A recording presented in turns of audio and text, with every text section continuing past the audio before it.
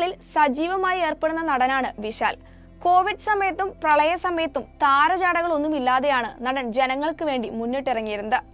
കഴിഞ്ഞ വർഷം അവസാനം തമിഴ്നാട്ടിലുണ്ടായ ശക്തമായ മഴയ്ക്കും വെള്ളപ്പൊക്കത്തിനും പിന്നാലെ ചെന്നൈ കോർപ്പറേഷനെതിരെ നടൻ വിശാൽ രംഗത്തെത്തിയത് വലിയ ചർച്ചകൾക്കിടയാക്കിയിരുന്നു. വെള്ളപ്പൊക്ക സമയത്ത് സഹായകരമാവേണ്ടിയിരുന്ന പ്രൊജക്ട് ചെന്നൈ കോർപ്പറേഷൻ നടപ്പിലാക്കിയോ എന്നും ഓരോ വർഷം കഴിയുന്തോറും സ്ഥിതി വഷളാവുകയാണെന്നും പറഞ്ഞുകൊണ്ട് രൂക്ഷമായ രീതിയിലാണ് നടൻ പ്രതികരിച്ചത്. നിരവധി പേരാണ് നടന്റെ പോസ്റ്റിന് പിന്തുണയുമായി അന്ന് രംഗത്തെത്തിയിരുന്നത്. മാത്രമല്ല, ചെന്നൈയിലെ ദുരിതാശ്വാസ പ്രവർത്തനങ്ങളിലും നടന്റെ സജീവ പങ്കാളിത്തമുണ്ടായിരുന്നു. സമകാലിക വിഷയങ്ങളിലും തന്റെ അഭിപ്രായം തുറന്നു പറഞ്ഞുകൊണ്ട് നടൻ ജനശ്രദ്ധ നേടാറുണ്ട്.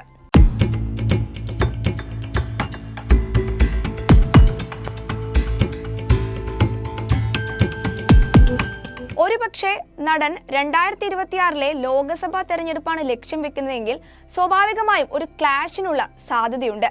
കാരണം നടൻ വിജയും 2026 ലോക്സഭാ തെരഞ്ഞെടുപ്പാണ് ലക്ഷ്യം വെക്കുന്നതെന്ന് ഇതിനോടകം പറയാതെ പറഞ്ഞു കഴിഞ്ഞു. അത്തരത്തിൽ നോക്കുമ്പോൾ വിശാലും വിജയും തമ്മിലുള്ള നേർക്കുനേർ പോരാട്ടത്തിന് സാധ്യതയുണ്ട്.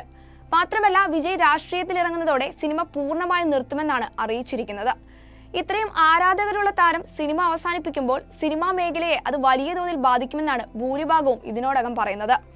വിജയ്ക്ക് പിന്നാലെ വിശാലും രാഷ്ട്രീയത്തിലേക്ക് ചുവടുവെക്കുമ്പോൾ സ്വാഭാവികമായും സിനിമ അവസാനിപ്പിക്കാൻ സാധ്യതകളേറെയാണ്.